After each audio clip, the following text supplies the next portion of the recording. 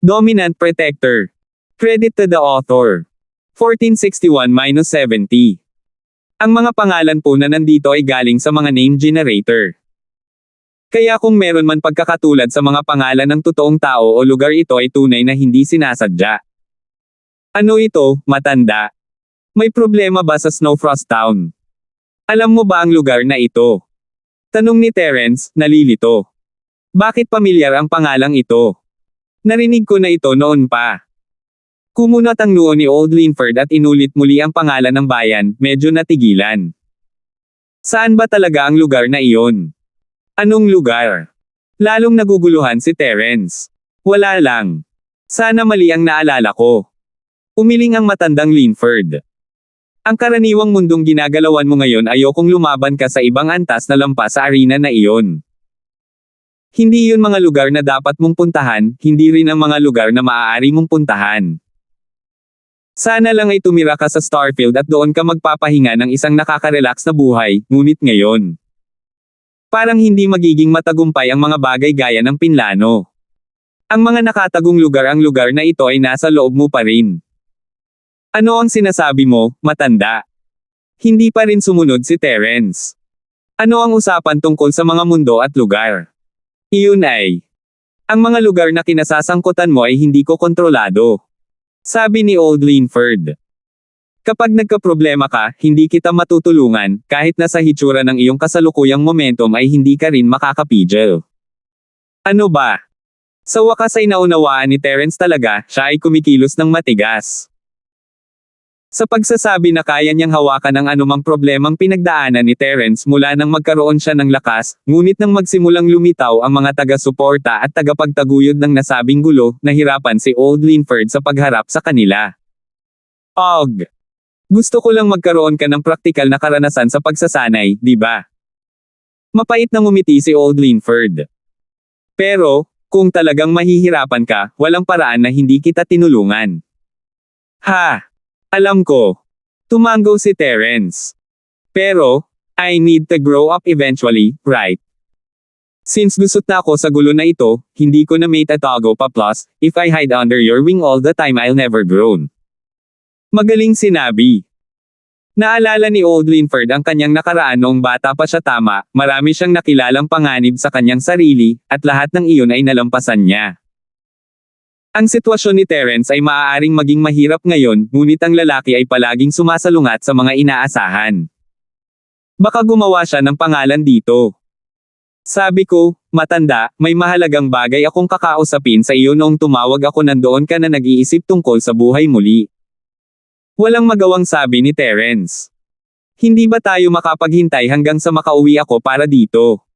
Sige, sige, sige. Ano yun? Magsalita ka, nakikinig ako. Sabi ni Old Linford, naputol. Noong huling beses na nagre-rubbing ako, maliban sa mga tala ni Lijo at sa Skybolt Pig, nakahanap din ako ng Chi Gathering Pill at personal notes ng Master Refiner. Nakalimutan kong sabihin ito sa iyo, ngunit dahil wala akong gagawin ngayon, nagpaplano akong pag-aralan ito ng kaunti. Sabi ni Terence. Ano? Mayroon kang Chi Gathering Pill at kahit na personal na tala ng Refiner. Tumama ang panga ni matandang Linford sa lupa. Hindi ka naman nagbibiro, di ba? Seryoso ka? Nagsinungaling na ba ako sa iyo dati? Hindi nakaimik si Terence. Bakit ka ba nababaliw sa mga ganitong bagay? Bakit? Ito ang Chi Gathering Pill. Kumakain ka ng isa sa mga iyon at talagang nakakain ka ng hindi mabilang na dami ng experience elixir. Sabi ni Old Linford, halatang sobrang excited. Hindi mo ba alam kung ano ang ibig sabihin nito? Ako naman, pero hindi ba pwedeng isa lang ang kakainin mo sa buong buhay mo? At ito ay pinakamainam na gamitin kapag nasa Earth class ka. Sa late phase peak makakalusot ka sa Psi class. Sabi ni Terence. Malayo-layo pa ako sa Sky class, so what's with the excitement? Totoo yun, ngunit ang pagkain nito ngayon ay may mga epekto pa rin, kahit na ito ay magiging isang kaunting basura. Sabi ni Old Linford. Siyempre, ang mahalagang bagay ay hindi ang Chi Gathering Pill, ngunit ang mga tala na iyon. Alam mo ba kung gaano kaawa-awa ang bilang ng mga refiner ngayon? Kahit ako ay hindi isang refiner. Alam ko, ngunit ang pagiging isang refiner ay isang mas komplikadong pagsasanay. Tatanungin sana kita kung dapat ba akong mag-abala o hindi. Tanong ni Terence. Siyempre dapat. Bakit hindi mo isagawa iyon? Ang ganitong bagay ay mas mahusay kaysa sa anumang bagay na mahuhulog mula sa langit kung talagang magiging isang tagapagdalisay. Ang mga landas na tatahakin mo sa hinaharap ay magiging mas makinis, kahit na umakyat ka ng mas mataas, mayroon ka pa ring awtoridad. Ito ang ibig sabihin ng pagiging isang tagapagdalisay. Sabi ni Terence. Well, kailangan mong maging isang high-level refiner, syempre. Well, sa palagay ko dapat ko itong sanayin, kung gayon. Gusto ni Terence na subukan ang pagsasanay nito sa unang lugar, at ang tawag sa telepono na ito ay ginawa lamang dahil sa ugali para sa konsultasyon. Siguradong maswerte ka. Kapag may oras ka, bumalik ka at pahiram sa akin ang mga tala ng refiner na iyon.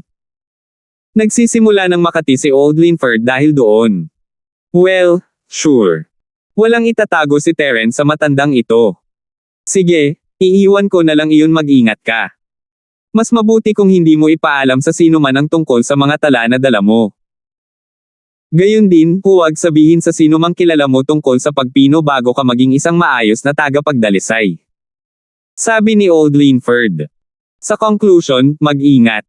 Nakuha ko na. Hindi gusto ni Terence ang atensyon sa unang lugar. Ang kanyang mga iniisip ay nakahanay kay Old Linford dito. Nitong mga ilang araw, baka makakita ka ng maraming practitioner na pupunta sa kung nasaan ka ngayon. Syempre, hindi ako sigurado. Baka lang, makikita natin. Mag-ingat ka. Dahil doon, ibinaba ni Old Linford ang tawag. Ano? Hello? Teka, ano? Practitioners. Anong ibig mong sabihin, hindi ka sigurado? Naputol na ang telepono. Kaya lang sumuko si Terence at medyo nakakabahala din. Bakit ang taong ito ay palaging nagsasalita ng mga pangungusap sa kalahati? Hindi ba niya natapos ang iniisip niya? So may iba pang practitioner na pumupunta dito nitong ilang araw. What was that even about? Why would they be here for? It wasn't like there is anything good here, all the way up in the north. Nandito ba sila para sa prutas? Sa pag-iisip na iyon, agad na pinataas ni Terence ang kanyang pagka-alerto. Ano man, ang prutas ay isang bagay na kailangan niyang kunin. Kung hindi, ano ang gagawin ni Trixie? Tila ang operasyong ito ay maaaring hindi kasing kinis gaya ng iniisip niya. Maraming komplikasyon dito. 1462. Sa mga sumunod na araw, ginugol ni Terence ang lahat ng kanyang oras sa pag-aaral ng mga tala na iniwan ni Lijo. Mabagal ang ginagawa, hindi agad nagmadali si Terence sa praktikal na pagsasanay. Dahan-dahan niyang sinubukan ang mga kanta at ang sining ng refiner. Pinag-aaralan ang mga ito. Ito ay isang maikling awit, ngunit mahirap unawain. Bago niya lubos na maunawaan ang lahat, hindi siya uusad kahit isang hakbang pasulong sa pagsasanay. Ang ilang hindi gaanong matiyagang tao, sa pagkuha ng kanilang mga kamay sa isang espesyal na teksto, ay mabilis na nagsasanay. Para lang malaman pagkaraan ng ilang sandali na mali ang kanilang ginagawa, o kung sila ay napunta sa maling direksyon, lumiko ng mali. Napakaraming tao ng mga ito, mga taong kailangang gawing muli ang lahat kung sila ay mapalad, at mga taong nasaroon ng loob kung hindi. Si Terence ay hindi gustong pumunta doon. Ito ay katulad ng isang birong minsang nakita ni Terence. Nagkwento ito tungkol sa isang taong nakakuha ng sinaunang teksto, at labis na nasiyahan nang basahin niya ang unang linya ng aklat. Dapat ay cast ang sarili upang magtagumpay sa sining na ito. Ang lalaki ay nag-isip ng mahabang panahon, at, para sa kapakanan ng pagiging pinakamalakas sa ilalim ng kalangitan, gumawa ng mapagpasyang hakbang at dumaan sa gawa. Nawalan siya ng malay dahil sa matinding sakit, at nang magising siya, binaliktad niya ang pangalawang pahina para maramdaman ang pagtaas ng presyon ng dugo niya. Kahit tapos na ang pagkakastrat, hindi garantisado ang tagumpay. Pinipigilan niya ang kanyang emosyonal na sakit at pisikal na sakit, at nakarating sa ikatlong pahina ang pagkadismaya na naramdaman niya ay nagmumula sa dugo nang siya ay namatay sa lugar. Ang ikatlong pahina ay nagsabi, tagumpay kung maaari, kahit na walang pagkakastrat. Siyempre joke lang yun, exaggerated. Hindi alam ni Terence kung may isang taong napakagago at walang pasensya sa mundong ito, ngunit napakaraming tao sa mundo na ito. Si Natoy ay buong lakas na nagsasanay sa gitna ng mga lason na putakti, sa ilalim ng nakakapasong araw. Tumutulo ang pawis sa kanyang buong katawan, ngunit hindi siya nahirapan. Bigla siyang bumahing. Napakamot ng ilong si Natoy at tumangala sa maliwanag na araw. Bakit siya bumahing sa sobrang init ng araw? May nagsasalita ba tungkol sa kanya o ano? Si Natoy ay nag-isip tungkol dito at umiling, nagpatuloy sa pagsasanay. Sumusumpa siya sa kanyang puso, kailangan niyang maging isang napakalakas na master para matalo si Terence hanggang mamatay. Unang pinag-aralan ni Terence ang elemento ng apoy ng refinement fire arts. Ito ang pinuntahan ng lahat ng refiner noong una dahil ito ang may pinaka-praktikal na mga ruta pati na rin ang pagpapahintulot para sa pagdadalisay ng maraming iba't ibang karaniwang mga gamot at elixir. Siyempre, ang ilang mga tao ay maaaring magkaroon ng ilang salungatan sa elemento, halimbawa, isang likas na salungatan sa elemento ng apoy, mga may posibilidad na magkaroon ng yelo at malamig. Ang mga taong ganyan ay hindi man lang magtatagumpay kung sila ay pumunta para sa apoy, kaya sila ay pumunta para sa tubig para sa isang mas mahusay na pagkakataon. Maliban sa chi, kinailangan ng malaking lakas ng loob at sensitivity upang maisigawa ang refinement fire. Ang pagiging sensitibo at kalooban ay isang bagay na medyo mas mahiwaga dito. Sa mga simpleng salita, ginamit ng isa ang kanyang pagtuon at kalooban upang madama ang estado sa loob ng apoy ng hurno pagsasaayos ng temperatura bilang tugon. Ang bawat gamot at elixir ay dumaan sa ibang proseso, pagkatapos ng lahat, at kung ang apoy ng pagpipino ay nagsunog ng masyadong maliwanag o masyadong mahaba, maaari itong makaapekto sa tableta at maging isang sira, kahit na siyempre, hindi kailangang gawin iyon ng isa kung nakasanayan na nila ito. Ang pagpino ng parehong gamot ng paulit-ulit ng daan-daan o libu-libong beses ay magbibigay daan sa tagapagdalisay na mahanap ang mga trick at pagkakamali na nagtatapos sa pagkuha ng isang rate ng tagumpay mula sa lahat ng oras ng pagkabigo. Ngunit, bagamat ito ay maaaring mainam para sa mga elixir na iyon na ginawa gamit ang mababang antas ng mga sangkap, ito ay iba para sa mas mataas na antas ng mga elixir na nangangailangan ng mas mahal na mga sangkap. Hindi mo basta-basta masasayang ang mga ito sa napakaraming pagsubok, sapat na mahirap na pagsamahin ang lahat ng sangkap na iyon. Walang sino man ang nagkaroon ng karangyaan na sayangin ang mga pambihira sa mga pagsubok. At kaya napagpasyahan sa ganoong kahulugan na ang mga refiner na iyon na walang malakas na sensitivity ay mananatili sa beginner stage kahit na ang kanilang refinement fire ay sinanay sa ikapitong antas, hindi sila makakagawa ng elixir na nasa ikapitong antas ng kalidad. Ang propesyon ng isang refiner, bilang isang resulta, ay naging mas mahusay na pinaghihinalaang, mas mahusay kaysa sa mga practitioner. Ginawa na silang isang marangal na bahay dahil sa suporta ng House Sullivans na nakabatay sa mga healing arts, lalo pa ang mga refiner na maaaring gumawa ng mga elixir at table tasks na may parehong bisa. Gayunpaman, dahil sa kahirapan ng pagpipino ng apoy, pati na rin sa napakalaking chi na kailangang masunog kasama ang mga kinakailangan para sa sensitivity ng kalooban. Ang lahat ng ito ay lubos na naglimite sa bilang ng mga refiner. Sila ay nakatadhana na maging isang bihirang lahi. Naging makapangyarihan din ang mga refiner na pinag-awayan ng mga paksayon. Kung tutuusin, kung ang isang pamilya o grupo ay nakakuha ng kanilang mga kamay sa isang refiner, ang kanilang posisyon sa mundo ay lilipad ng malayo at mataas. Natural lang, ang dahilan kung bakit natutunan ni Terence ang lahat ng ito ay simple. Ito ay dahil wala na siyang mas magandang gawin, kaya maaari rin niyang gawin ito. Sino ang nakakaalam kung kailan titigil ang nyebe? Pagkatapos ng lahat, ito ay medyo boring. Matapos ganap na kabisaduhin ang sining ng pagpipino, nagsimulang maghanda si Terence para magtrabaho sa refinement fire. Ang isang refinement fire ay hindi ginawa sa manipis na hangin. Ito ay nilikha gamit ang mga sining ng refiner, gamit ang chi sa loob ng katawan at ginagawa itong isang refinement fire. Ang isang practitioner na hindi mataas ang antas ay talagang hindi makakapagpatuloy ng napakalaking halaga ng pagkonsumo ng chi. Ito rin ang dahilan kung bakit ang mga golden class practitioner ay hindi maaaring maging golden class 7th level refiner. Ito ay dahil ang chi ay hindi makasabay, na nagreresulta sa proseso ng refinement na naputol. Ang elixir ay maaaring masira, o ang pogen ay maaaring sumabog. Ang mas mabilis na chi ay ginamit, mas malakas ang refinement flame ngunit kung ang rate ng conversion ng chi ay mabagal, ang apoy ay magiging maliit. Ang sining ng pagpino ay isang kasanayan na naglalagay ng seryosong diin sa kontrol ng apoy. Ang proseso ng pagpino ay nangangailangan ng iba't ibang uri ng patuloy na pagsasaayos ng apoy para sa iba't ibang elixir, at kung minsan ang isa ay kailangang biglang dagdagan ang apoy o vice versa.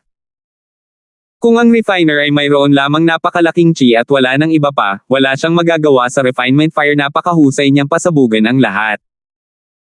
At kaya, sa lahat ng mga limitasyong ito, maraming mga refiner ang tumigil sa pag-usad sa kanilang mga landas, at hindi kailanman naging tunay na mga tagapagdalisay. Sa katunayan, napakaliit ng bilang ng mga nagpapadalisay na maaari itong ilarawan bilang kaawa-awa, bagamat iyon din ay kumpara sa bilang ng magagamit ng mga practitioner. Ngunit gayunpaman, ipinaliwanag din nito kung ano ang isang malaking bagay na mga refiner, at kung bakit ang pangalan ng mga taong tulad ni Lijo ay kumalat sa himpapawid. Ang kanyang listahan ng mga kaibigan ay napuno hanggang sa labi. Lahat ay gustong makipagkaibigan sa isang tulad niya.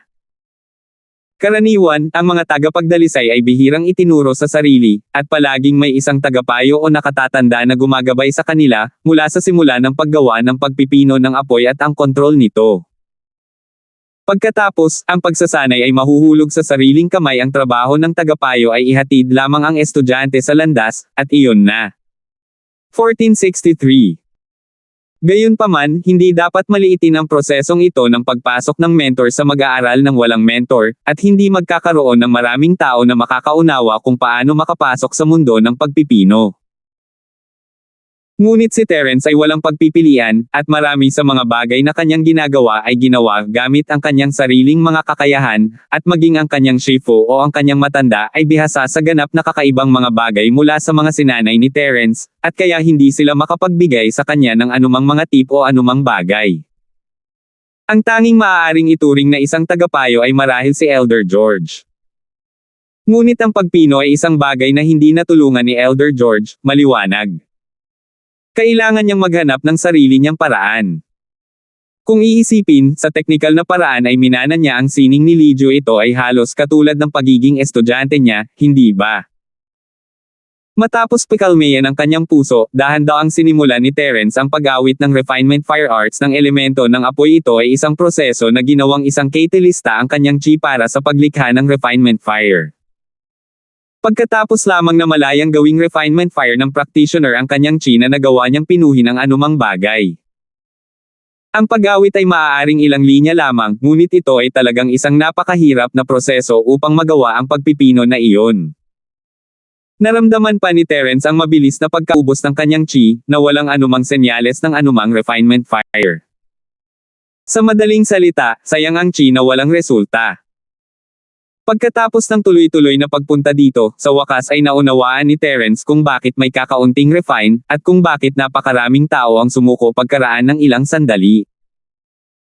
Ito pa lamang ang simula ng pagpapaputok ng refinement, at ang dami ng chi na naubos na niya ay masasabi lamang na nakakatakot. Gaano karaming chi ang kailangan para maging isang refiner? Hindi nakakagulat na ang mga mababang antas na practitioner ay hindi maaaring maging mga refiner. Kulang lang sila ng chi. Wala pang resulta si Terence, at nawala na siya ng ikatlong bahagi ng kanyang chi. Sinimulan niya ito mula umaga hanggang gabi, ngunit hindi ito isang bagay na magagawa ng sinuman. Maliban kay Terence, nakuha ng lahat ang kanilang chi sa pamamagitan ng oras at pagsisikap. Tumagal ito ng mahabang panahon, at ngayon ang ikatlong bahagi nito ay nawala, ganoon na lang. Walang sino man ang makakatanggap niyan kung magpapatuloy sila ng ganito sa loob ng ilang araw, ubusin ang lahat ng chi na walang lumalabas na apoy ng pagpipino at sa halip na mawala ang lahat ng kanilang lakas. Nakakabaliw. Ngunit si Terence, gayunpaman, ay maaaring makabawi ng chi sa gabi kapag nagsasanay. No big deal.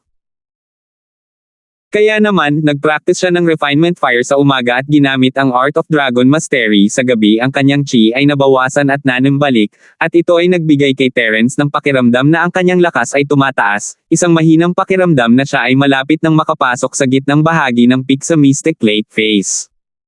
Fu! Medyo nadismaya si Terence. Mahigit 2 araw na ito, walang resulta. Nawalan siya ng 2/3 ng kanyang chi, at walang nangyari maibabalik niya ito, ngunit hindi gagawin ng iba. Sa ikatlong araw, sa wakas ay naramdaman ni Terence ang init mula sa kanyang palad. Ito ay isang pakiramdam na talagang ikinagulat niya, bagamat, sa kabutihang palad para sa kanya, nagkaroon siya ng mas malakas na kalooban at hindi pinansin ito habang patuloy niyang pinapadalisay ang apoy. Sa wakas, sa mahinang pagsabog, isang malalim na pulang apoy ang lumitaw sa palad ni Terence. Hindi napigilan ni Terence na umiyak. Hindi siya nasunog o anuman, ngunit sadyang napakahiwaga ng tanawing ito. Mayroon siyang paghahanda sa pag-iisip, gayunpaman, at hindi hinayaang mawala ang apoy sa kanyang palad. Kung hindi, maaaring ito ay isang pag-aaksaya ng pagsisikap. Ngunit, habang mainit ang apoy, hindi nito nasusunog ang kanyang kamay kahit sa pagmamasid lamang. Masasabi niyang napakalaki ng pagkakaiba ng apoy na ito sa mga normal na apoy. Ang mga normal na apoy ay karaniwang pula, dilaw na uri ng baga, at ang nasa kanyang kamay ay pulang-pula. Ito ang kulay na makikita mo sa laboratorio ng chemist o isang bagay. Ngunit hindi ito chemistry, isa itong refinement fire na ginawa mula sa chi sa loob niya. Ang mga refiner ay hindi magiging napakahalaga at bihira kung mapapalitan ito ng kimika.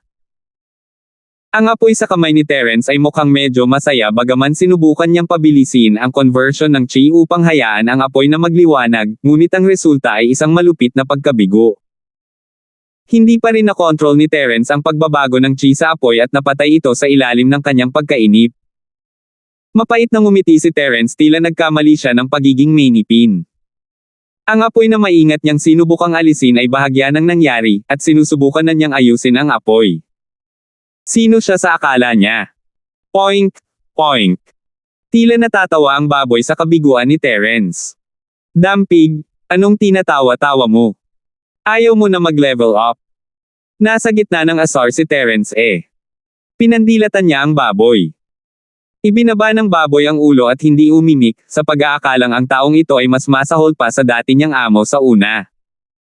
Ang kanyang matandang master ay mas mahusay sa parehong antas ng lakas at talento para sa pagsasanay. 1464. Pagkatapos noon, nagpatuloy si Terence sa pag-eksperimento, na may parehong mga resulta. Sa sandaling binago niya ang temperatura ng apoy, ito ay namatay ng may katumpakan. Alam pa ni Terence na ang sandaling ito ay mamamatay sa puntong ito. Parang, kailangan ko nang tumigil. Umiling si Terence. Dahil ba sa akin, o dahil sa Chico? Ngunit hindi sumuko si Terence. Sinubukan niya ang iba pang mga elemento, dahil ang elemento ng apoy ay hindi lamang isa, pagkatapos ng lahat. Sa ilang eksperimento, sigurado siyang makakahanap siya ng angkop sa kanya. At kaya, ang mga araw pagkatapos nito, nagsimula siyang mag-eksperimento sa apoy ng pagpipino ng elemento ng tubig. Sa karanasan ng kabiguan na mayroon siya sa elemento ng apoy, ang elemento ng tubig ay isang mas madaling proseso. Sa isang araw lamang, nilikha niya ang apoy ng elemento ng tubig sa kanyang palad. Si Terence ay mayroong jade space na nakasuporta sa kanya, at hindi mawawala ang chi ng permanente pa rin, at bilang resulta, ang dami ng taong nagsasanay sa paraan ng ginagawa ni Terence ay napakabihirang. Karamihan sa mga tao ay susuko lang pagkatapos mabigang gawin ang isang elemento, dahil kahit na ang chi na kinakailangan para sa pag-eeksperimento lamang ay nakakagulat. Kahit na ang isang Sky Class Master ay maghihintay hanggang sa makabawi siya bago subukang muli ang pagpipino, hindi katulad ni Terence, na sumubok lang ng iba pang mga bagay kung nabigo ang ilang mga pamamaraan. Si Terence ay may malinaw na kalamangan dito, ngunit ang resulta ay nakakadismaya pa rin para sa kanya. Nalikha ang apoy ng tubig, ngunit ang pagbabago ng temperatura ay nagresulta sa pagkabigo muli.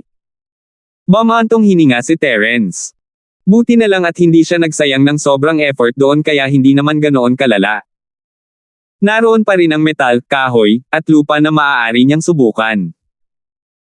Gamit ang elemento ng apoy sa kanyang kaliwang kamay at ang elemento ng tubig sa kanyang kanan, pinagpalit sila ni Terence sa paligid para sa kasiyahan bago nagsimulang magsanay ng metal na elemento ng pagpipino. Ngunit, nang matagumpay na niyang lilikhin ang apoy, ang ingay ng mga taong nag-uusap ay nanggaling sa labas ng inn. Natigilan si Terence, itinigil ang kanyang pagsasanay, at lumipat sa bintana para tingnan.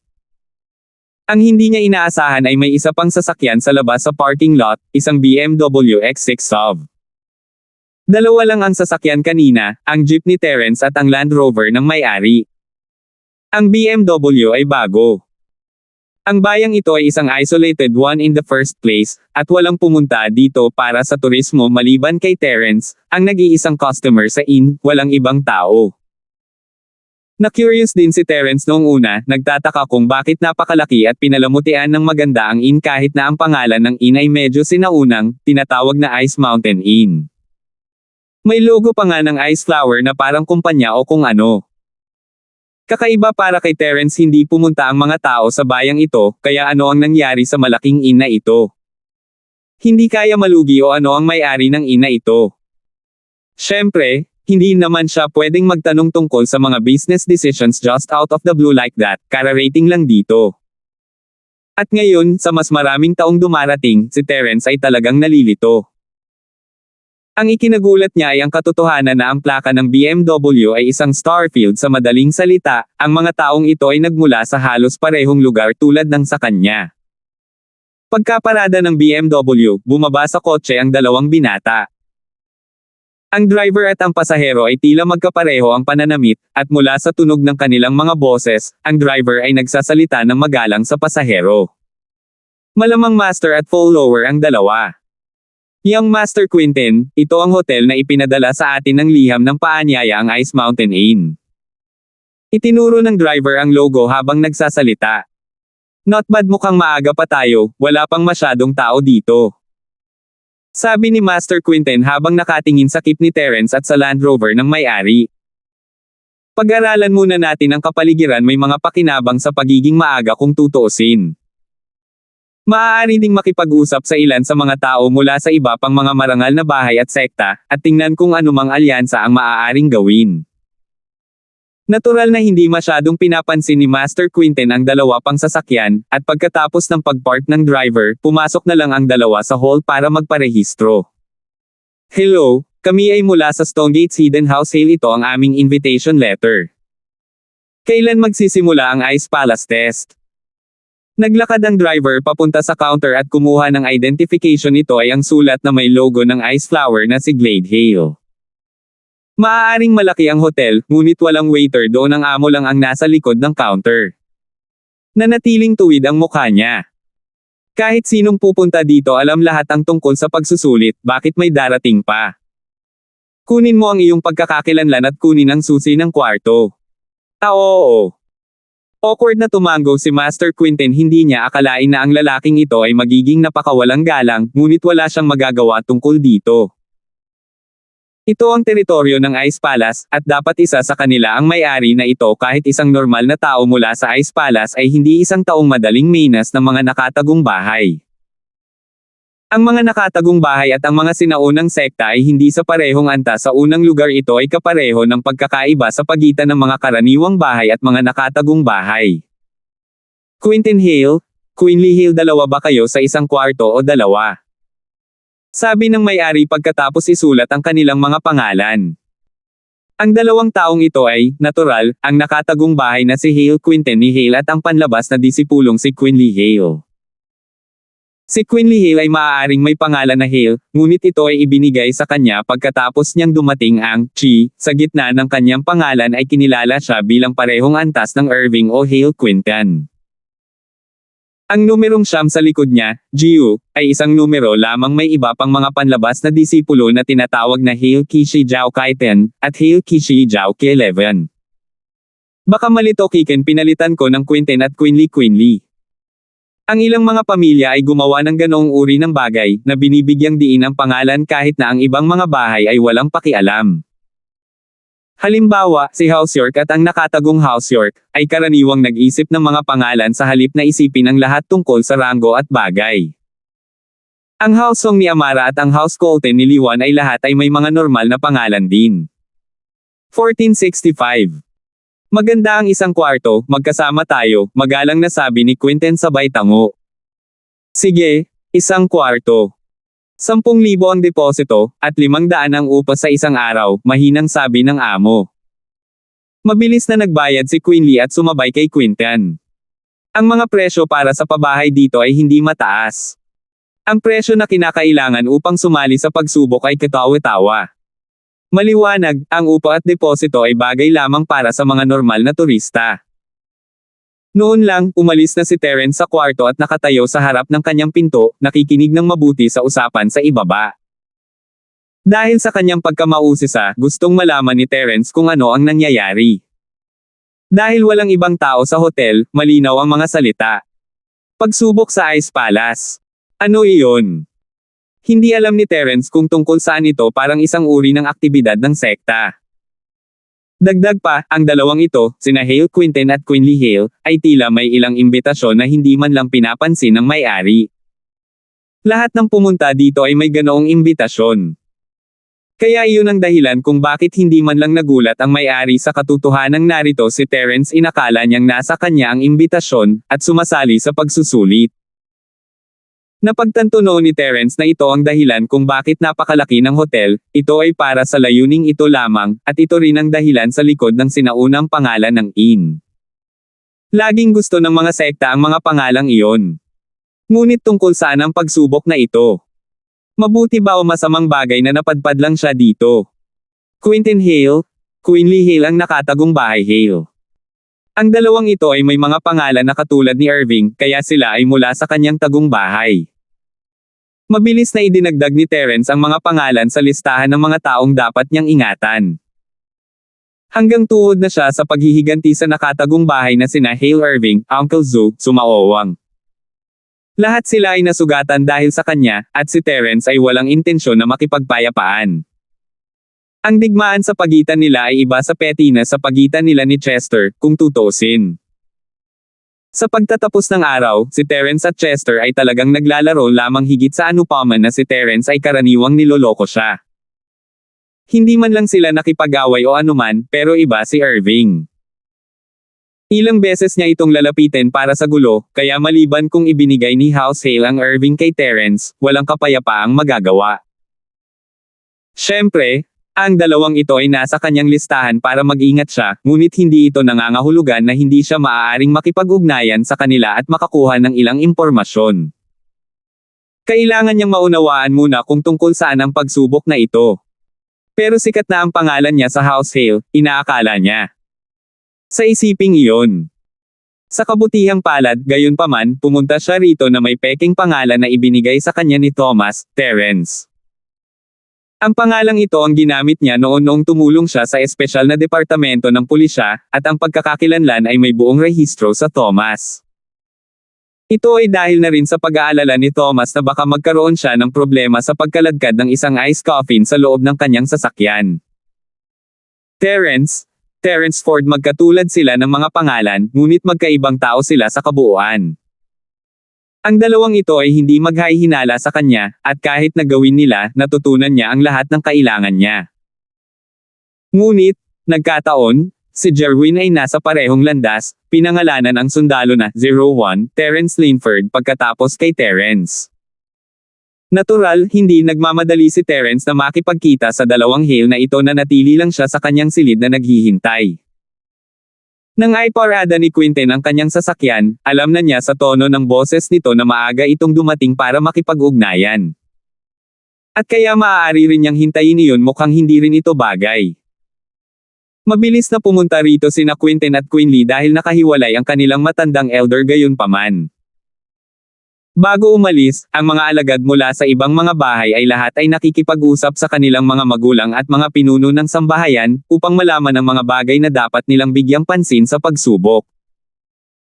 Ngunit dahil si Old Hale ay nasa isolated practitioning, walang magawa ang dalawa kundi pumunta ng mas maaga at kumuha ng ilang impormasyon, tingnan kung makakakuha sila ng anumang alyansa o anuman. Si Lolo ay siguradong nahiwalay sa maling oras, nang magsimula ang imbitasyon. Sabi ni Quinten habang nakaupo sa silid. Noon, kapag inaabangan ko ang pagsusulit na ito, tatanungin ko siya tungkol dito, at sasabihin niya sa akin na pagdating ng panahon, sasabihin niya sa akin ang isang bagay. Nawala akong mood para sa pagsasanay kung alam ko ang tungkol sa benepisyong ito noon. At ngayon, nakahiwalay siya. Si Queen Lee ay ang kanang kamay ni Quinten, kaya wala siyang itinatago. Si Queen Lee ay isang tapat na taga-suporta ni Quinten sa bahay Hale, pagkatapos ng lahat, at gusto niyang kunin niya ang pagiging tagapagmana. Master Quinten, may mga alalahanin ang matandang elder, ngunit ang katotohanan na makakarating kami sa pagkakataong ito ay medyo mapalad. Kung ang pagsubok ay naganap pagkalipas ng ilang taon, hindi na ako o ikaw ang narito. Napabuntong hininga si Queen Lee. Mukhang hindi masyadong maliwanag ang posisyon natin sa House Hale sa ngayon. Ang tinutukoy mo ay Irving. Kumunat ang noo niya. Oo. Ang Irving na iyon, narinig ko na hindi siya ipinadala upang makipagkita sa matandang elder, ngunit bigla na lang, bumalik siya sa bahay Hale kasama si Elder B bilang kanyang shifo. May nangyari ba dito na hindi natin alam? Tumango si Queen Lee. Ito rin ang inaalala ko, ngunit si Lolo ay nasa hiwalay na pagsasanay, at ang tanging nakakaalam tungkol dito ay si Elder B, na walang sinuman sa atin ang maaaring magtanong maliban kay Lolo. Naiinis na sabi ni Quinten. Sa tingin ko, nakikita mo, ang hitsura ni Irving. Baka may kinalaman ito sa paghihiwalay ni Lolo. Ang kanyang isolation practitioning. Sinasabi mo na napunta siya sa isolation dahil kay Irving. Natigilan si Queen Lee. No way, right. Isa lang siyang tyrannical young master type, hindi man lang practitioner. Bakit siya may kinalaman dito? 1466. Sana, wala siyang kinalaman sa kanya, pero nagkataon lang talaga. Kung ang dalawang pangyayaring ito ay walang kinalaman sa isa't isa, iisipin ko pa nga na medyo kakaiba. Napabuntong hininga si Quinten. Noong una, nagpadala ako ng ilang mga lalaki upang makita kung may matututunan sila Irving, ngunit bago sila makahanap ng anuman, naganap ang pagsubok. Master Quinten, tiyak na nakatanggap si Irving ng ilang uri ng papuri mula sa matandang elder, iyon ang sigurado. Walang paraan na bigla na lang siyang naging disipulo ni Elder B, at si Elder B ay parang gusto niyang ganap na sanayin ang batang ito. Sabi ni Queen Lee. Yun nga ang sinasabi ko, kung ilang taon na ang huli, hindi tayo sasali sa pagsusulit na ito. Sinasabi mo na maaaring gamitin ni Elder B ang ilan sa mga kayamanan ng espesyal na tekstong iyon. Tumigil si Quinten. Hindi ba sa mga tagapagmana lang ibinibigay yan? Kung si Irving ay nakilala na bilang susunod na tagapagmana ni Elder B. Sabi ni Queen Lee. Iyon ay. Nag-alinlangan si Quinten, ngunit may mabangis na tingin sa kanyang mga mata. Wala akong pakialam kung gagamitin niya ang espesyal na teksto para palakasin si Irving. Kailangan kong manalo sa pagsusulit na ito kahit na ano pa man para makapasok ako sa Ice Palace at maging isang panlabas na disipulo, at maging isang panloob na disipulo. Ako ang susunod na tagapagmana. Siya. Tumalon si Queen Lee. Master Quinten, mangyaring huminahon, hindi mo maaaring pag-usapan ang tungkol dito sa labas ng ganyan, baka nakikinig ang mga tao. So ano? Wala dito ang matandang elder, at hindi tayo kilala ng ibang tao. Napangiti si Quinten. Alam mo ba kung bakit ang aking tiyuhin ay hindi pinapabore ng aking lolo? Ito ay dahil siya ay palaging maingat. Ang matandang-matanda ay hindi gusto ng ganoong uri, at ang susunod na tagapagmana ay dapat magkaroon ng lakas at kalooban para sa trabaho hindi niya gagawin. Totoo iyon, ngunit dapat pa rin tayong mag-ingat. Sabi ni Queen Lee. Tama, iyong dalawang sasakyan na nakita natin kanina sa baba, ang isa ay may lokal na plaka, ngunit ang isa ay banyaga. Ang lokal ay sa may-ari, malamang, ngunit ang isa ay dapat nakabilang sa isa pang kumuha ng pagsusulit. I wonder kung saang bahay o grupo siya galing. We'll find a chance to interact with him tonight and see if we can become friends. Kahit hindi tayo pwedeng maging partner, we can try not to make an enemy of him. Sabi ni Kijen. Sa pagsubok, kung mas marami kang kaibigan, mas magiging maganda ang mga bagay para sa iyo. Tama ka, Master Quinten, ngunit paano natin ito gagawin? Kung tayo ay lalabas ng wala sa oras, ito ay tila peke. Ang mga disipulo mula sa mga marangal na bahay ay hindi mga tanga. We'll see. It'll be good if we just encounter each other, but if not, we'll go to the door and introduce ourselves, no need to act things out. We're all here for the same purpose, after all, so we'd want alliances. Nais ni Quinten na makahanap ng pagkakataong makilala si Terence, na nagkataon na ganoon din ang iniisip. Nais niyang matuto ng higit pa tungkol sa pagsusulit. Ayaw niyang masyadong makisali rito dahil nandito siya para sa prutas, ngunit dahil teritoryo ito ng Ice Palace, maaaring may kinalaman ang prutas sa kanila. Ayon sa sinabi ni Liju, ang bunga ng espiritu ng apoy ay isang makapangyarihang kayamanan, at kaya sa isang bagay na kasing lakas ng sekta ng Ice Palace, malamang na hindi nila hahayaan ang kayamanan na iyon. Nakikita kung gaano sila kalakas at hinuhusgahan lamang mula sa mga kalahok, may darating na iba pang mga nakatagong miyembro ng bahay. Pagkatapos, ang pagkakakilanlan ng Ice Palace ay malinaw na nakabatay doon dapat silang maging tulad ng mga sinaunang pabango. Ang mga sinaunang sekta lamang ang maaaring kumilos ng ganoon sa House Hale. At kaya kailangan niyang makipag-interact sa dalawang ito. Kailangan niyang pag-isipan ito ng kaunti, bagaman, dahil kahit na gusto nilang makilala siya mismo, kailangan niyang gawin itong natural. Ang inay hindi nagbibigay ng pagkain, at si Terence ay palaging lumalabas para bumili ng pagkain. Minsan ay nakalimutan na lang niyang kumain kapag nag-aapoy, bagaman dahil siya ay isang mastiko, hindi siya nahirapang hindi kumain ng ilang araw. Natural, masama kung gagawin niya iyon sa mahabang panahon. Ang Mystics ay hindi mga Diyos at iba sila sa mga taong Sky Class. 3 o 5 araw ay maayos, ngunit 10 araw o kalahating buwan ay magpapagutom sa kanila. Pagkatapos ng lahat, ang dami ng chi at ang rate ng pagpasok nito sa iyong katawan ay hindi sapat para sa pagkonsumo. At kaya, si Terence ay isang espesyal na kaso, na may jade space ng walang katapusang chi na mayroon siya. Maaari lamang gamitin ni Terence ang enerhiya sa loob doon para sa kanyang sariling lakas, at magiging maayos ang lahat. Tiningnan niya ang oras, malapit na ang oras ng hapunan, at lumabas si Terence, sinadyang gumawa ng ilang tunog nang isara niya ang pinto. Sa Mystic Class level ng Quinten at Quinley, madali nilang mapapansin iyon, lalo na sa kanilang lapit. Gaya ng inaasahan, katatapos lang niyang isara ang pinto, bumukas din ang kabilang kwarto, kasama sina Quinten at Quinley na lumabas nang makita ng dalawa si Terence na mag-isa, huminto sila. Pagkatapos ng lahat, ang bawat grupo ay maaaring magpadala ng 2 kalahok, at kadalasan, gagawin nila mas mabuting magkaroon ng kakampi sa kanila, pagkatapos ng lahat. Naturally, sa ilang mga exception, tulad ng kung ang Mystics ng isang partikular na bahay ay nag-aaway na sa isa't isa, ang bahay ay magpapadala lamang ng isa upang dumalo sa pagsusulit. Kung tutuusin, kung nagpadala sila ng 2 alagad na magkaaway, posibleng mas mataas ang mga nasawi. Hindi lang sila mabibigo sa layunin ng pagpasa sa pagsusulit, ngunit mawawala rin sa kanila ang 2 Mystics nang wala sa oras. Nagkataon lang, pupunta ka ba sa hapunan? Nakangiting naglakad si Quinten. Oo, pwede ba kitang tulungan 2? Bago ka lang dito, di ba? Hindi kita nakita kanina. Nagsalita din si Terence na may lihim na motibo. Oo, kaka-rating lang namin dito, sa unang araw walang ideya kung saan ang mga bagay dito. Iniisip lang namin kung saan kami kakain. Tumango si Quinten. Ang inay hindi nagbibigay ng pagkain, kaya kailangan nating maghanap ng sarili nating paraan. Baka pwede tayong sumabay. Bibilhan kita ng hapunan. 1467. So how about it, kuya? Let me buy you dinner.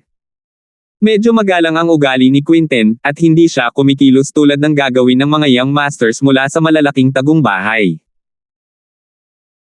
Ito ay medyo natural na bagay, gayunpaman, dahil ang sinumang dumating dito sa unang lugar ay kailangang mula sa mga bahay o grupo na may higit o mas kaunting kapangyarihan kaysa sa kanya. Ang kanilang sariling personal na lakas ay mystic o mas mataas, gayon din, kaya walang paraan si Quinten ay kumilos na parang isang malaking shot dito. Ang kanyang magalang na tono kapag tinatawag si Terence na kapatid at inilagay ang sarili sa ibaba niya ay nagbigay din kay Terence ng mas magandang impresyon sa kanya. Nagustuhan niyo ni Terence, kahit na mas lalo siyang tumingin sa lalaking ito. Tila dapat siya ay isang malaking pagbaril pabalik sa kanyang nakatagong bahay. Haha, syempre, walang problema. Casual na sabi ni Terence sabay tango. May ngiti siya sa bibig, pero hindi naman siya masyadong passionate. Kung ibibili mo naman ako ng hapunan, ayos lang talaga. Ang ugali ni Terence ay lampas din sa inaasahan, kakakilala pa lang nila, kaya kakaiba kung may masyadong madamdamin ng biglaan. Ito ay isang normal na bagay na nagmumula sa isang kalahok ng pagsubok sa ice pala sino ang mag-aalaga sa maliit na sukli sa bulsa na iyon. Kung ganoon, kakain lang tayo. Si Quentin ay kumilos ng 2 hakbang ng mas mabilis at naabutan si Terence, habang si Quinley ay sumunod sa tabi ni Quentin na may kalahating hakbang na mas mabagal, na nagpapahiwatig ng kanilang hierarchy. Bumaba si Terence kasama ang mga Hale, at mukhang hindi nagulat ang may-ari ng inn. Bago magsimula ang mga pagsusulit, ang lahat ng mga disipulo ay nagnanais ng mga alyansa at pagkakaibigan para sa isang mas mahusay na pagkakataon na makapasa sa pagsubok. Ito ay isang normal na bagay na gawin kung hindi ka tanga. Hindi papayag ang Ice Palace na mangyari ang ganitong bagay, natural lang itong mangyari, at hindi nilalabag ang mga patakaran.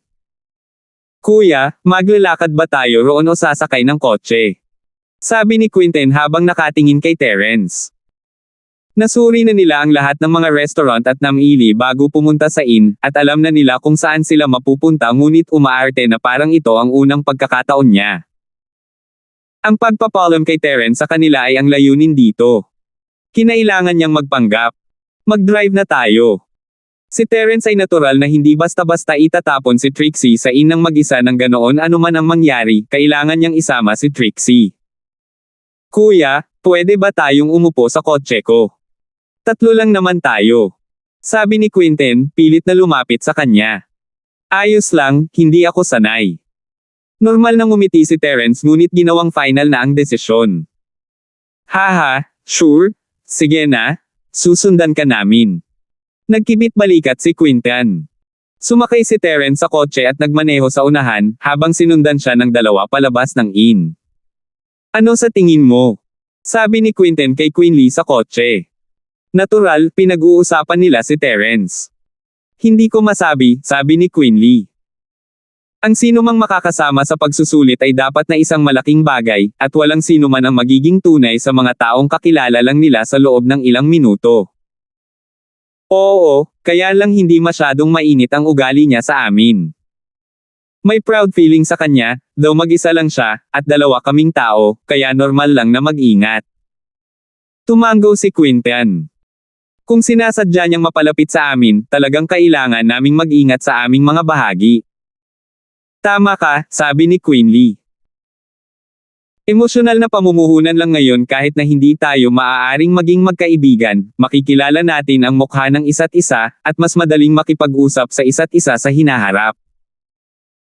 Hindi nakalayo si Terence pagkalabas ng tavern, tumingin siya sa paligid para sa isang restaurant at doon nagpark.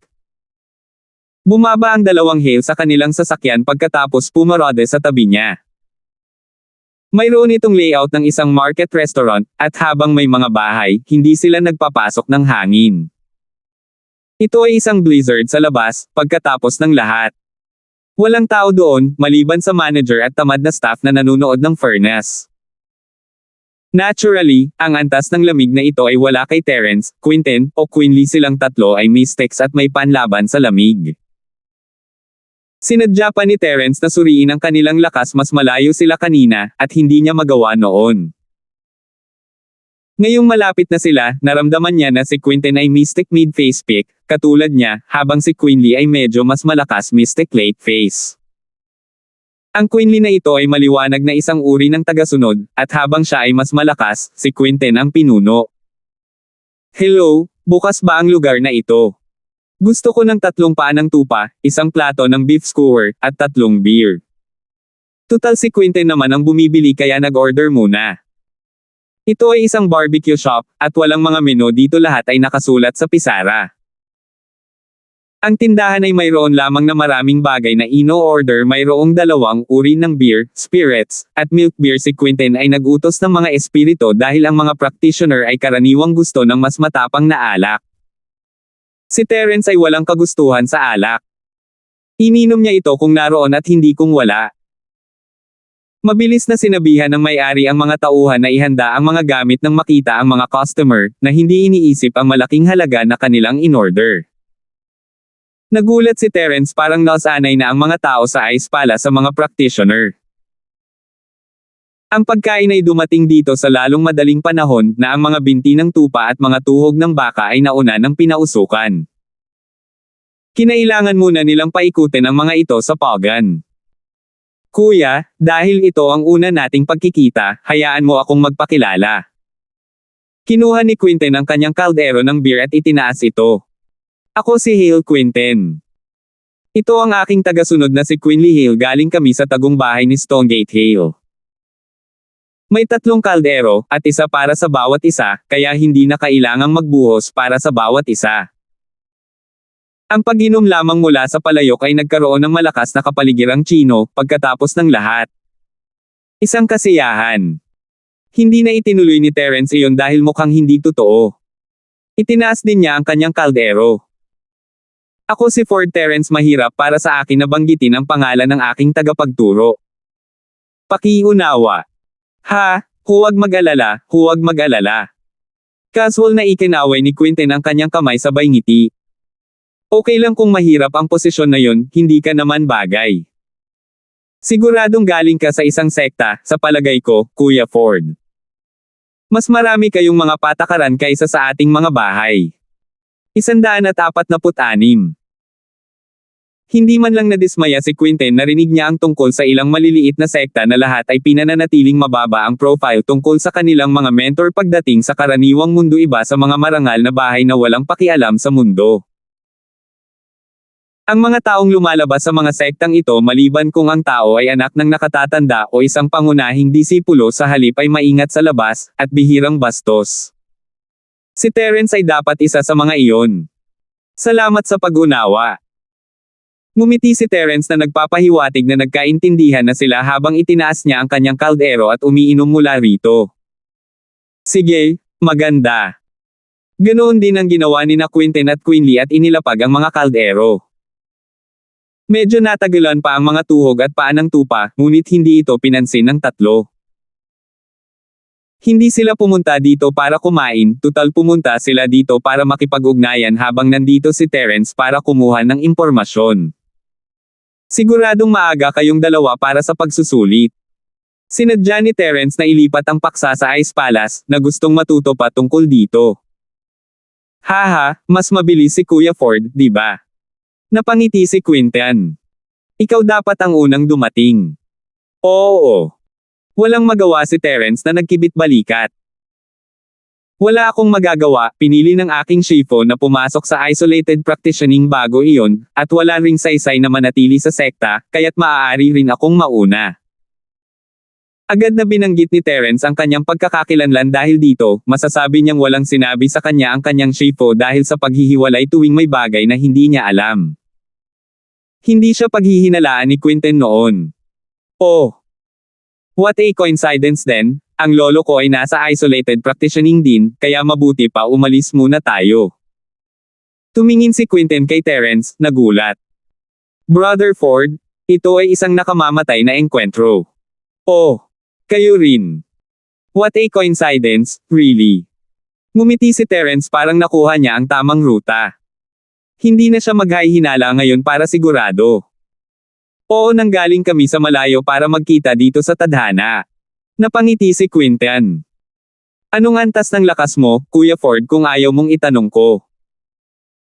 Ang pagsusulit ay nangangailangan ng kalahok sa pagkakataong ito na maging mistiko o mas mataas sa ang yugto ka. Nag-aalala si Quinten na baka itago ni Terence ang kanyang lakas, kaya sinadya niyang sabihin sa kanya ang mga kinakailangan, na lahat ng naririto ay mystic pa rin, kaya walang dahilan para mag-alala. Kaso nga lang ay hindi alam ni Terence ang tungkol dito dahil kahit siya mismo ay hindi gaanong alam. Hindi ako masyadong malakas, mystic, mid-face peak lang. Mapait na ngumiti si Terence. Medyo complicated kasi sa sekta ko ang mga malapit sa edad ko puro Earth class, at ang sumunod naman ay puro Golden, halos ako lang ang nakakatugon sa mga requirements. Sinabi lang ni Terence ang totoo tungkol sa kanyang lakas lahat ng bagay na ginawa niya sa mismong lugar. Nababagay din ito sa sitwasyon. I see, kaya nag-iisa ka lang, Kuya Ford. Sinabi iyon ni Quinten, ngunit sa kanyang puso, iniisip niya kung paanong ang sekta ni Terence ay hindi dapat maliitin kahit ang nakababatang henerasyon ay Earth class. Sa pag-iisip na iyon, nagpasya siyang mas mapalapit pa kay Terence. At natural na gusto ni Terence na mangyari ang hindi pagkakaunawaan sa unang lugar. Oo, anong antas ng lakas ninyong dalawa, magkapatid? Alam na ito ni Terence ngunit nagpasyang magtanong para sa mga layuning pang-ibabaw. Ako ay Mystic Mid-Phase Peak, katulad mo si Quinley ay Mystic Late Phase, medyo mas malakas kaysa sa amin.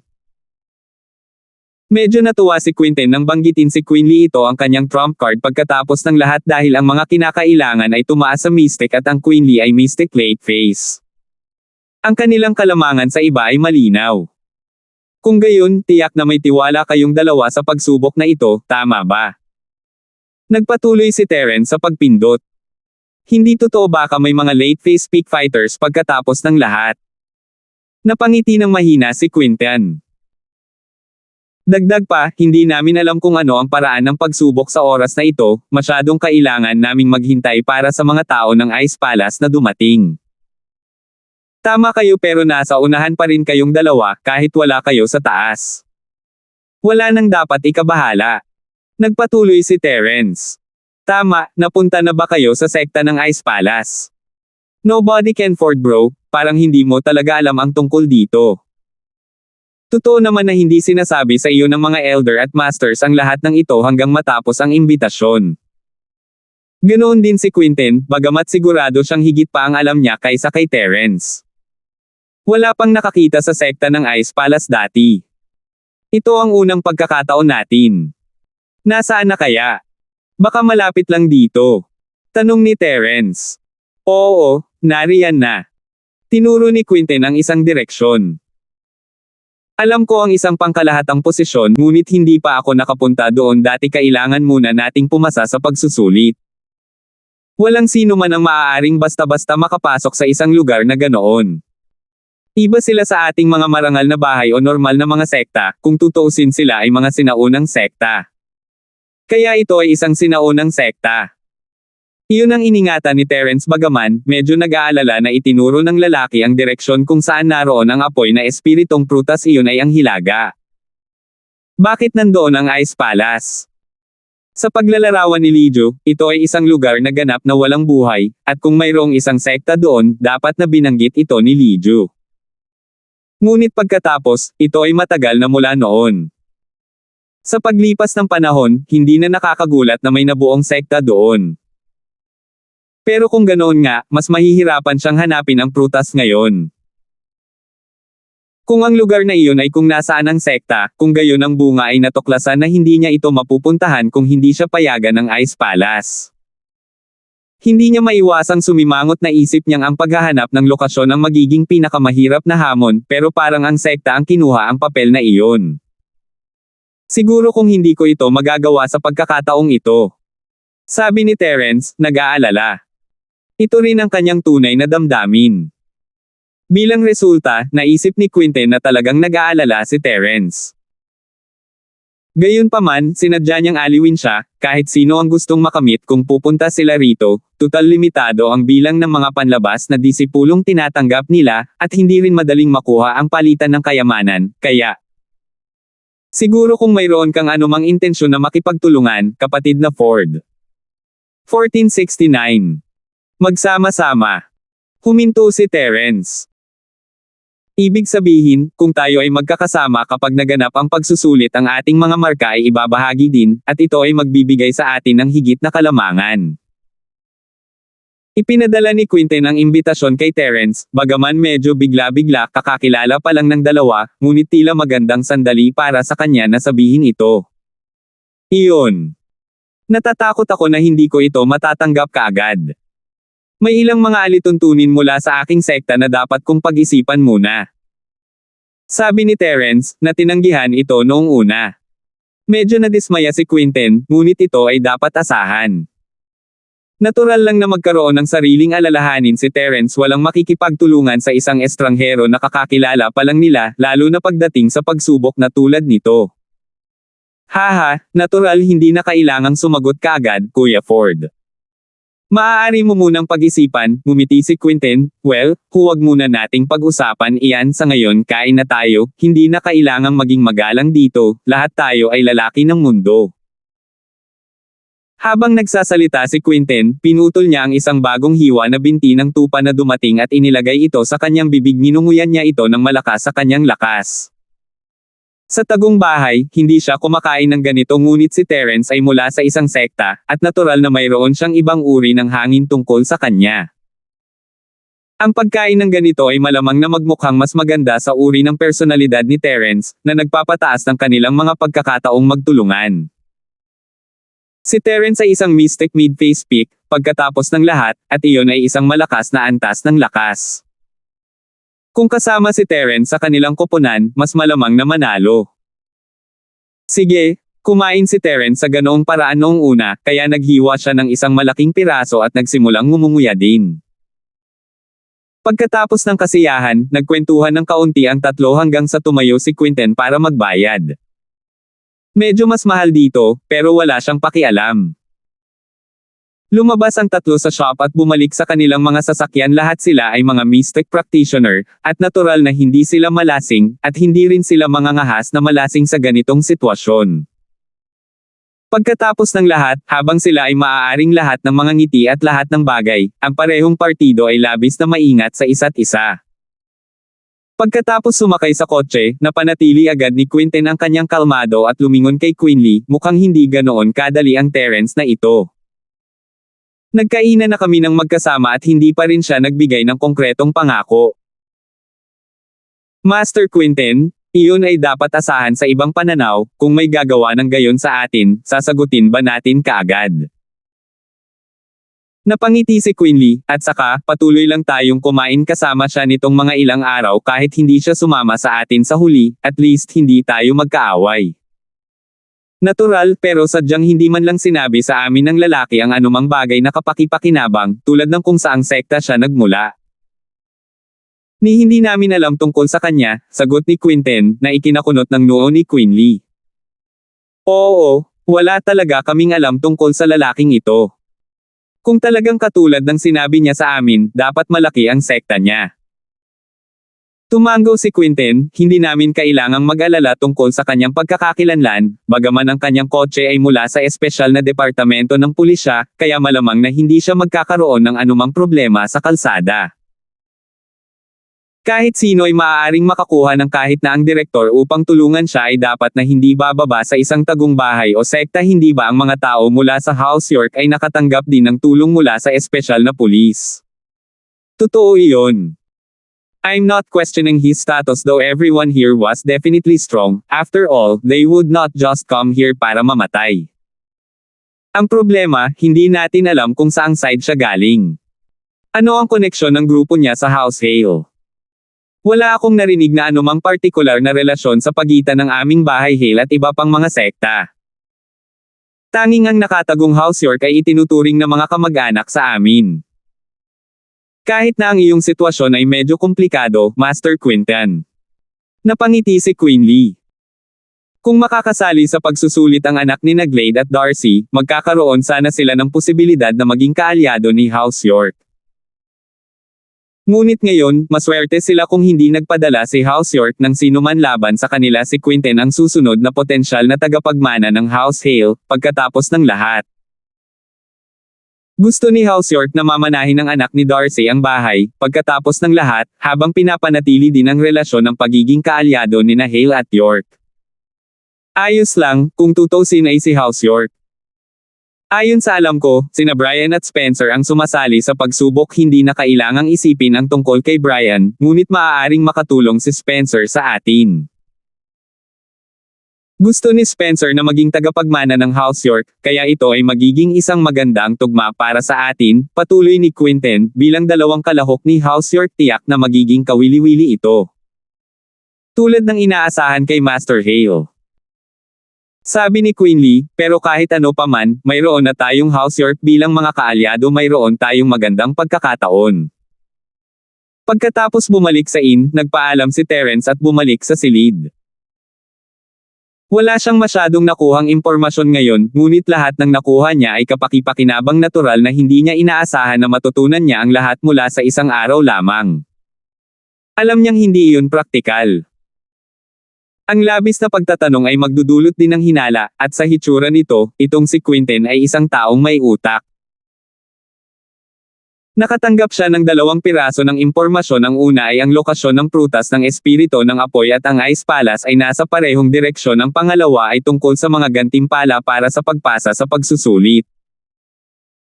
Ang isa ay isang pagkakataon na maging isang panlabas na disipulo ng sekta, at ang isa ay isang pagkakataon na makipagpalitan ng kayamanan sa Ice Palace. Kung tungkol sa pagiging isang panlabas na disipulo, si Terence ay hindi masyadong interesado. Ang palitan ng karapatan, gayunpaman, ay isang bagay na may kaugnayan sa kanyang sitwasyon. Kung ang bunga ng espiritu ng apoy ay talagang kontrolado ng sekta, kung gayon posible ba siyang ipagpalit ng isang bagay para sa bunga ng espiritu ng apoy? Siyempre, ito lamang ang paunang impormasyon na nakuha niya. Kailangan niya ng mas malalim na paraan bago gumawa ng anumang desisyon sa hinaharap. Sa sumunod na 2 araw, ginugol ni Terence ang mga araw sa pag-e-ensayo ng kanyang refinement fire, at paglipas ng gabi sa hapunan kasama sina Quentin at Quinley, kumain sila ng maraming pagkain at uminom ng maraming beer, ngunit hindi iyon masasabing pareho para sa mga pag-uusap nila. Tila kahit na sila ay may limitadong kaalaman, at kahit na tiningnan ni Terence ang kanilang liham ng paanyaya, wala ring masyadong detalye doon. Hindi sinabi ni Terence kung sasali rin siya o hindi sa kanilang team, at hindi nagtanong si Quentin. Mula sa pananaw ni Quentin, naisip niya na hindi dapat ipilit ng isang tao ang ganitong bagay. Hindi pa nakakapagdesisyon si Terence, at malamang na nag-iisip na mag-isip pa ng ilang araw tungkol sa mga estranghero na kakakilala pa lang niya. Bagaman, naramdaman ni Quentin na ang kanyang layunin ay nakamit kung saan sila ay nagkaroon ng hapunan, sila ay hindi bababa sa ngayon ay mga kaibigan sa pagkain. Hindi sila kakampi, ngunit hindi rin sila magkaaway. 1470. Matapos lumitaw ang apoy ng pagpipino ng elemento ng tubig, ipinagpatuloy ni Terence ang pag-convert ng kanyang chi sa iba pang mga elemento ng metal, kahoy, at lupa. Sa madaling salita, si Terence ay isa na ngayong 5 elementong tagapagdalisay, ang uri ng tagapagdalisay na walang sinuman ang naging o sinubukang maging sa kasaysayan. Karaniwan, ang paggugol ng buong buhay para lamang makakuha ng isang uri ng refinement fire ay sapat na. Minsan, kapag ang katawan ng isang tao ay sumalungat sa iba pang mga elemento, ang pagkuha ng isa pang refinement fire bilang suporta ay ginawa na ang refiner na iyon na isa sa isang uri. Ang mga nagkaroon ng 3 refinement fire ng iba't ibang elemento ay ituring na mga henyo at ang mga higit pa doon.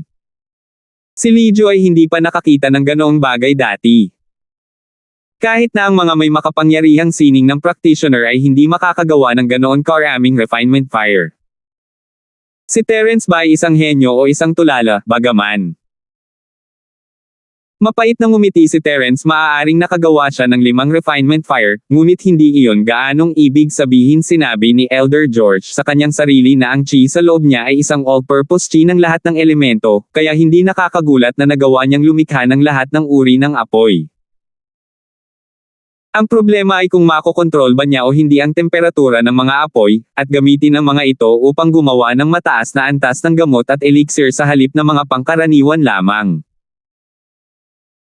Nangangahulugan ang antas ni Terence na maaari lamang niyang gawin ang mga karaniwang elixir na hindi man lang itinuturing na unang antas ng golden class, at ang mga elixir na iyon ay simpleng bagay na maaari mo lamang ihalo ng hindi nangangailangan ng pagpipino.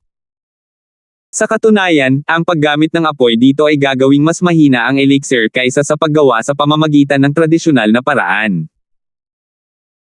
Ngunit hindi man lang nadismaya si Terence, dahil isa lamang itong side hobby na kanyang ginagawa, at hindi ito makakaapekto sa kanyang hinaharap o kasalukuyang buhay maging matagumpay man ito o hindi. Wala rin siyang mentor na gumagabay sa kanya, ilang refiner's notes lang na nakasulat gamit ang mga tuyong salita. Si Terence ay hindi pa nakakalapit sa anumang bagay na tulad nito noon, kaya sa dami ng oras na ginugol niya, ang kanyang mga resulta ay medyo kasiya siya na. At kaya, nagpasya siyang sanayin niya ito kapag may oras siya, sinasanay ang magkabilang apoy ng iba't ibang elemento sa kanyang mga palad.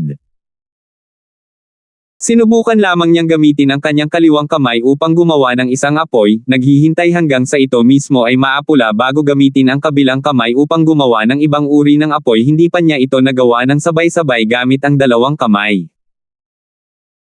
Naturally, ang paggawa nito ay dahil lamang sa nakakatuwa. Pinaplano niyang gamitin ito para mag-barbecue kasama si Josephine, ang Miss, at Yasi para makita malamang na maaliw sila. Madyay gising na kaya si Trixie sa puntong iyon. Ngunit ang paglalakbay na ito ay hindi madali. Biglang lumitaw ang ilang sekta ng Ice Palace na parang isang malaking tigre na nakaharang sa kanyang dinadaanan. Ngayon ay hindi na niya alam kung ano ang aasahan.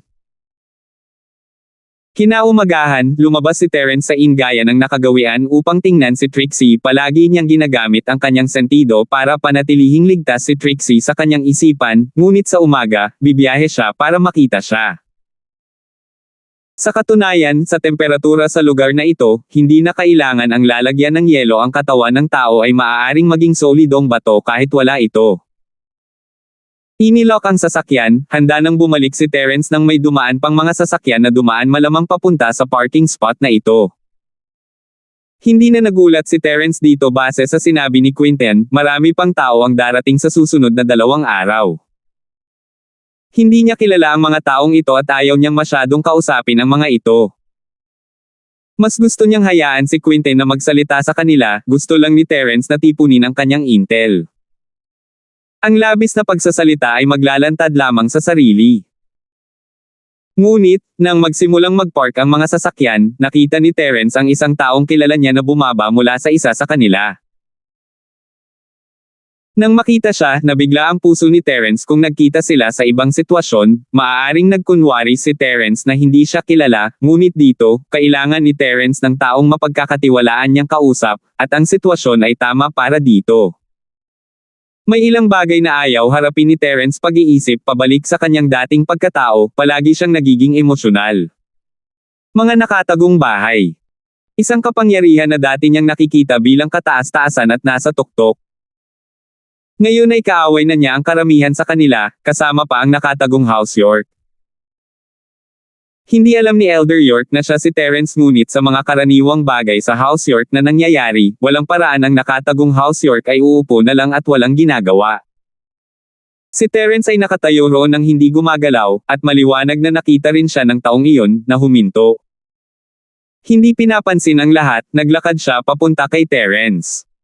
Brian, matagal nang hindi nagkita. Ngumiti si Terence. Ikaw. Bakit ka nandito? Sumasali ka rin sa pagsusulit sa Ice Palace. Nagulat si Brian bakit nandito si Terence. Pumunta ka sa kwarto ko pagkatapos mong manirahan kung may oras ka. Room 201, Terence, sabi ni Terence habang pinapaalalahanan siya ng kanyang pangalan. Sana naintindihan niya. Sige, magkita tayo mamaya, Kuya Ford. Tumango si Brian, nagpaalam sa ngayon. Sa pag-iisip ng relasyon nila ni Carla, normal lang para sa kanya na tawagin si Terence na nakababatang kapatid na Ford.